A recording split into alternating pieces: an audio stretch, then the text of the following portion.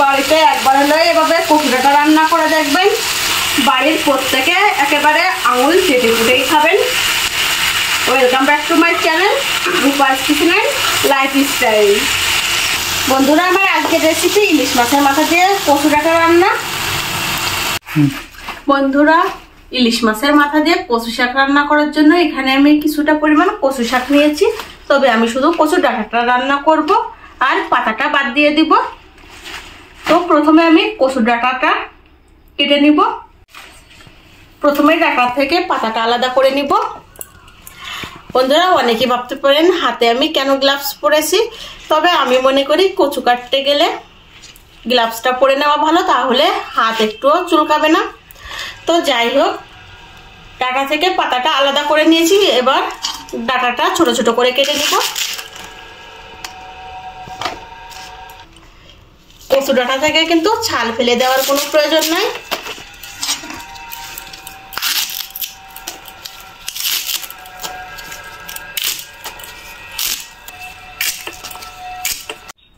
আমার কচু ডাঁটাটা কেটে নেওয়া কমপ্লিট। এবার ভালো মতো পরিষ্কার জল দিয়ে ধুয়ে নিব।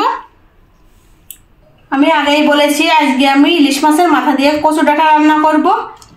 দেখুন বন্ধুরা, কচু ডাঁটাটা আমি ভালো মতো পরিষ্কার জল দিয়ে কয়েকবার ধুয়ে নিয়েছি। আর এখানে দুইটি বড় সাইজের ইলিশ মাছের মাথা নিয়েছি। প্রথমে কচু ডাঁটাটা সেদ্ধ করে নিব।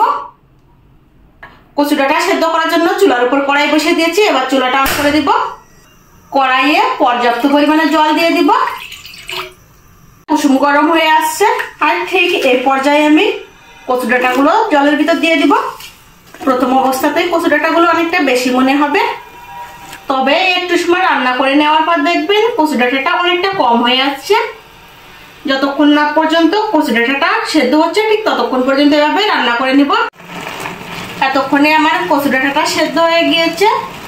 কচু ডাঁটাটা একটু গোটা গোটা রেখেছি, তবে দেখুন একেবারে কিন্তু সেদ্ধ হয়ে গিয়েছে। এবার আমি কচু ডাঁটা থেকে জলটা ঝরিয়ে নিব। আমি কচু ডাঁটা থেকে জলটা ঝরিয়ে নিয়েছি। এবার রান্না করে নিব। ইলিশ মাছের মাথাটা আমি হালকা একটু তেলে ভেজে নিব, সেজন্য লবণ হলুদ মাখিয়ে নিব মাথাতে।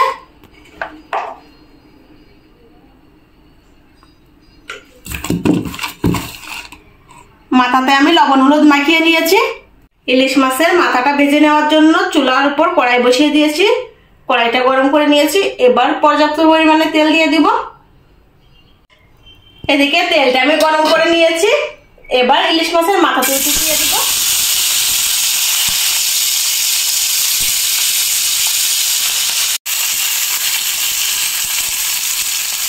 ইলিশ মাছের মাথাটা আমি একটু সময় ভেজে নিয়েছি।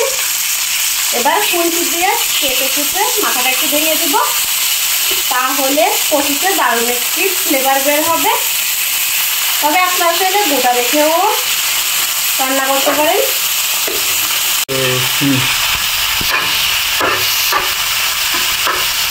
দেখুন বন্ধুরা, মাথাটা আমি ভেঙে নিয়েছি এবং আরেকটু সময় ভেজে নামিয়ে নিব। মাছের মাথাটা আমি ভেজে নামিয়ে নিয়েছি। কড়াইয়ে আবারও আমি পর্যাপ্ত পরিমাণে তেল দিয়ে দিব। কড়াইয়ের তেলটা গরম হয়ে গিয়েছে। এর পর্যায়ে দুইটি তেজপাতা দিয়ে দিব। সামান্য পরিমাণ কালো জিরা ফোড়ন দিয়ে দিব।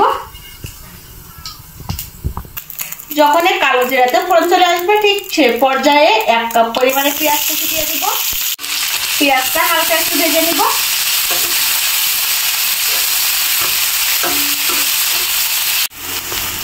পেঁয়াজটা জাস্ট হালকা একটু ভেজে নিয়েছি।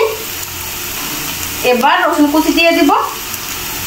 এখানে প্রায় 1.5 টেবিল চামচ রসুন কুচি নিয়েছি। পেঁয়াজ আর রসুনটা আরেকটু সময় ভেজে নিব।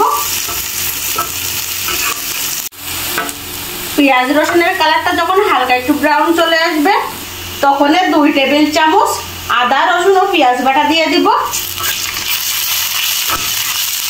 কিছুটা পরিমাণ শুকনো মরিচ মাছ বরাবর ফেড়ে এভাবে দিয়ে দিয়েছি। আমার এখানে যতটুকু ঝালের প্রয়োজন আমি ঠিক ততটাই নিয়েছি। আপনারা আপনাদের স্বাদ অনুযায়ী ঝালটা নিয়ে নেবেন। চুলার জালটা মিডিয়ামে রেখে মশলাটা প্রায় 5 মিনিটের মতো কষিয়ে নিয়েছি। এবার পরিমাণ মতো হলুদ গুঁড়া দিয়ে দিব, স্বাদ মতো লবণ দিয়ে দিব।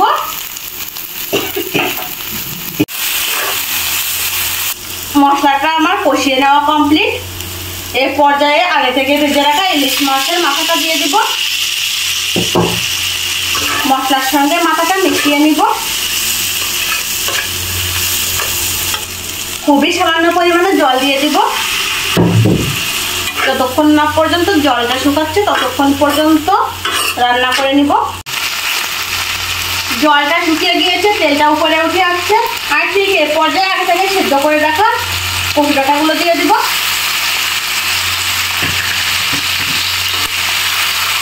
মশলার সঙ্গে কচু ডাঁটাটা মিশিয়ে নিব।